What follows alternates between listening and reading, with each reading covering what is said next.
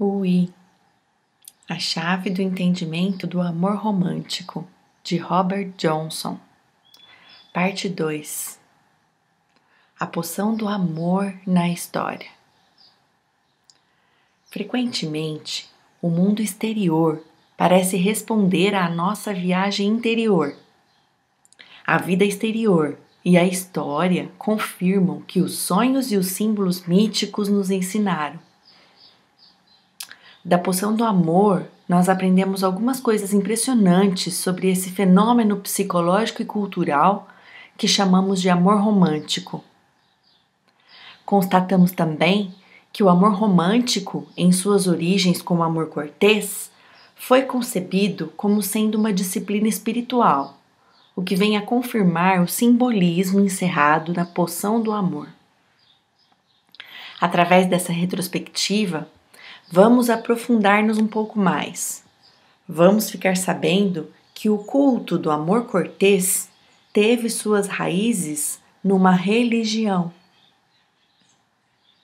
Durante muitos séculos, após o advento da era cristã, a Europa foi um verdadeiro mercado de religiões. À medida que o cristianismo era imposto a vários povos por reis e imperadores, esses povos continuavam adorando, aberta ou secretamente, seus velhos deuses e deusas, e misturavam suas práticas religiosas pagãs com uma capa de cristianismo, em combinações que pareceriam muito estranhas nos dias de hoje. Muitos dos feriados seculares, tais como o 1º Maio e o Halloween, eram originalmente celebrações religiosas. São remanescentes seculares de antigas religiões que foram suprimidas pelo cristianismo. O mesmo também é válido para ideais e convicções. Muitas posturas e crenças das antigas religiões foram consideradas heresias e extremamente reprimidas, mas continuam vivendo inconscientemente dentro de nós e da nossa cultura por um motivo. Correspondem a necessidades e realidades psicológicas humanas, que não são satisfeitas nem pela ortodoxia, nem pelos conceitos oficiais. Eis uma forma válida para se examinar o amor romântico como uma força psicológica. É o veículo que nos traz de volta o que havia sido banido da nossa vida e da nossa cultura há muito tempo. A natureza humana é pródiga em recursos. Inconscientemente ou não, sempre arranjamos uma maneira de nos agarrarmos àquilo que necessitamos. Uma das mais poderosas entre as primeiras religiões foi o movimento maniqueísta, cujo nome deriva do profeta persa Manes. Na Europa, essa religião se tornou o catarismo, pois seus seguidores se autodenominavam cátaros, o que significa puro. No século XII, cidades e províncias inteiras do sul da França, apesar de serem nominalmente cristãs, praticavam o catarismo, e uma boa parte da nobreza europeia era formada por cátaros. Na França, o movimento foi conhecido como heresia albigense, por ter se centralizado na cidade francesa de Albi.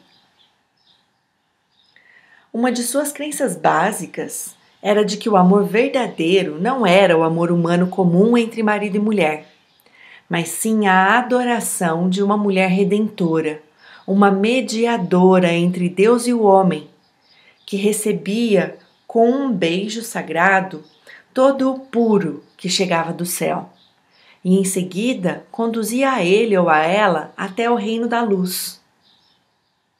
Em contraste com esse amor puro, a sexualidade humana comum e o casamento eram coisas bestiais e não espirituais. Os cátaros acreditavam que o amor do homem pela mulher deveria ser uma alegoria terrena do seu amor espiritual pela Rainha do Céu.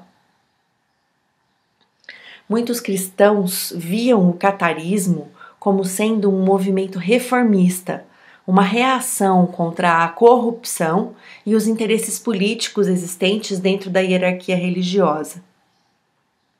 A Igreja patriarcal da Idade Média, há muito tempo sem contato com a alma feminina, se havia tornado materialista e dogmática. O que ela tinha a oferecer era uma série de leis e ensinamentos revelados, todos muito racionais e masculinos, e uma prática coletiva de ritual e dogma que não dava às pessoas comuns a oportunidade de uma experiência pessoal com um Deus vivo. Os cátaros, pelo contrário, praticavam uma moralidade exemplar e ofereciam uma experiência de Deus que era ao mesmo tempo pessoal, individual e lírica. Eles devolveram o feminino à religião. Eles trouxeram de volta Isolda, a bela. Os cátaros acreditavam num mundo feito de bem e mal absolutos. O espírito é bom, mas o mundo físico é ruim. As almas são verdadeiros anjos, fragmentos de Deus, que se extraviaram do céu e foram aprisionados nessa matéria terrestre. Esse anjo heróico, que existe dentro de cada um de nós, almeja por uma existência espiritual pura no céu. Mas Afrodite, a deusa da sensualidade, nos mantém aferrados à densa matéria física.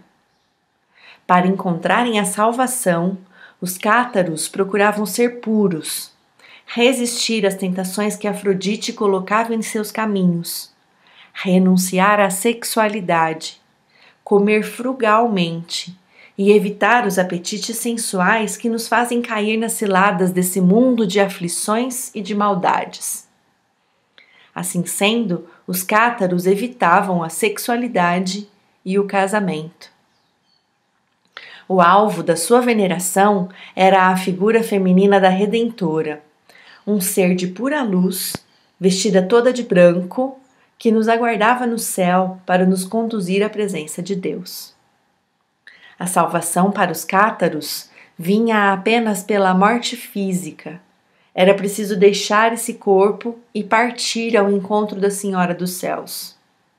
Mas a preparação do homem cátaro para a libertação da carne era ver a mulher, não a esposa, não como companheira mortal ou parceira sexual, mas como uma imagem da Redentora. Adorá-la com paixão, mas sempre como um símbolo, sempre como um lembrete do outro mundo, cheio de pureza e de luz. O Papa declarou o catarismo uma heresia, e São Bernardo, por meio de implacáveis cruzadas, condenou a segregação. Mas, como toda poderosa ideia que é forçada a permanecer underground, o catarismo reapareceu sob outra forma, uma forma supostamente profana. Os ensinamentos e os ideais do cátaro subitamente reapareceram no culto do amor cortês, nas canções e poemas dos trovadores e nos romances. Alguns historiadores acreditam que o amor cortês foi uma continuação profana, deliberada do catarismo, e que os cavaleiros e as damas que primeiro praticaram o amor cortês eram cátaros, dando prosseguimento às suas práticas religiosas sob o disfarce de um culto leigo do amor. Para os de fora, parecia ser uma nova e elegante maneira de fazer a corte, de lisonjear e conquistar belas donzelas. Mas para os que conheciam o código, era uma prática alegórica dos ideais cátaros. O ideal do amor cortês espalhou-se rapidamente pelas cortes feudais da Europa medieval e iniciou uma revolução em nosso comportamento frente a valores femininos como amor, afinidade, sentimentos elevados, devoção, experiência espiritual e ânsia de beleza. Essa revolução amadureceu e veio a gerar o que chamamos de romantismo. O romantismo, por sua vez, também revolucionou nosso comportamento frente às mulheres, mas deixou uma estranha divisão em nossos sentimentos. Por um lado, os ocidentais passaram a ver a mulher como a encarnação de tudo que era puro, sagrado e completo. A mulher tornou-se o símbolo da ânima, minha senhora alma. Mas por outro lado, ainda presos à mentalidade patriarcal, os homens continuaram vendo a mulher como um veículo do sentimentalismo, da irracionalidade, da apatia e da fraqueza, características que são antes sintomas do lado feminino do homem que propriamente características das mulheres. Ainda não ocorreu ao homem ocidental a possibilidade de deixar de encarar a mulher como símbolo de alguma coisa e começar a vê-la simplesmente como uma mulher, como um ser humano. Ele está enredado na ambivalência que experimenta em relação ao seu próprio interior feminino, às vezes correndo em direção a ele em busca de sua alma perdida, às vezes desdenhando-o como sendo uma desnecessária complicação em sua vida, uma peça solta na engrenagem de seu maquinário patriarcal. Essa é a fratura não cicatrizada dentro do homem e que ele projeta sobre a mulher. É a guerra que ele trava às custas dela. Algumas coisas mudaram desde o tempo do amor cortês. No início, quando ainda era um ideal espiritual, o amor cortês não permitia a sexualidade ou o casamento entre os enamorados. Eles sentiam que a vibração transcendental contida na adoração não podia misturar-se com um relacionamento pessoal, com o casamento ou o contato físico. Nós, pelo contrário, sempre misturamos romance com sexo e casamento. O principal conceito que não se modificou no decorrer dos séculos é a nossa crença inconsciente de que o amor verdadeiro deve ser uma adoração religiosa mútua tão irresistível que nos faça sentir que todo o céu e toda a terra nos são desvelados através desse amor. Mas ao contrário dos nossos antepassados corteses, tentamos trazer essa adoração para a nossa vida pessoal, misturando-a com sexo e casamento, o preparo do café da manhã, as contas a pagar e os filhos para criar. A crença cortês de que o verdadeiro amor somente pode existir fora do casamento ainda permanece entre nós e nos afeta inconscientemente mais do que imaginamos. O homem espera que a mulher cuide das crianças, ponha comida na mesa, contribua para a renda familiar e o apoie nas lutas do dia a dia. Mas uma outra parte dele quer que ela seja a encarnação da ânima, a Sagrada Senhora do Céu, sempre bela e perfeita. Ele se pergunta como é possível que a deusa pura e radiante que ele adorava tenha se transformado nessa esposa comum, que parece ser extremamente desarrojada.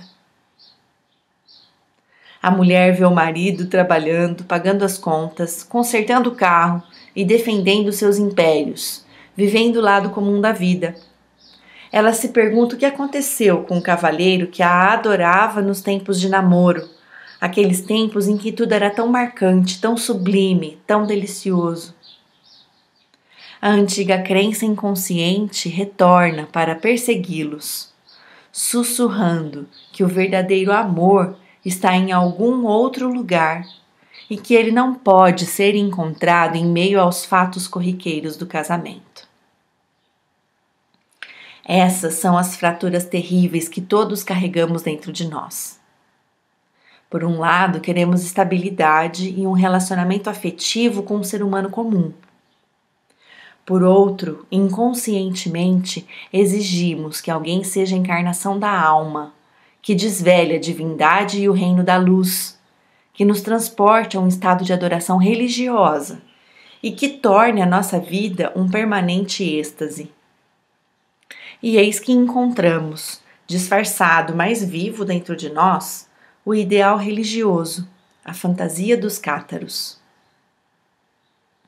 Cada um desses ideais é uma verdade psicológica. Cada um é uma fantasia agindo através de nós para nos dizer quem somos, do que somos feitos e do que necessitamos. A religião dos cátaros e o seu fruto, o amor cortês, são responsáveis pela mais grandiosa fantasia que vive na mente do homem ocidental, a fantasia que o amor romântico representa atualmente para nós. Mas essa impressionante fantasia não é uma ilusão. Toda fantasia é realidade, realidade expressa em símbolo e fluindo de uma fonte inefável. O catarismo é a fantasia de se encontrar a alma perdida. É a milagrosa fantasia de descobrir que o mundo interior é real, que a beleza e a alma é real, que os deuses são reais e que realmente podemos encontrar esse mundo, essa beleza, essa comunhão com os deuses. Muitos homens concordariam que o amor romântico é uma fantasia, mas não saberiam avaliar que coisa maravilhosa eles afirmaram, pois da mesma forma que é uma fantasia, também é uma verdade que podemos viver, desde que consigamos compreendê-la corretamente. A verdade por trás da fantasia precisa ser merecida. Para encontrar essa realidade, precisamos olhar através da fantasia e dos seus símbolos. Precisamos desistir de tentar viver o catarismo e as fantasias do amor cortês ao pé da letra, fora de nós, com pessoas mortais, num mundo temporal, e passar a viver a verdade dessa fantasia como um evento interior, um fato interior vivenciado no reino atemporal, dela, a quem agora chamamos existência.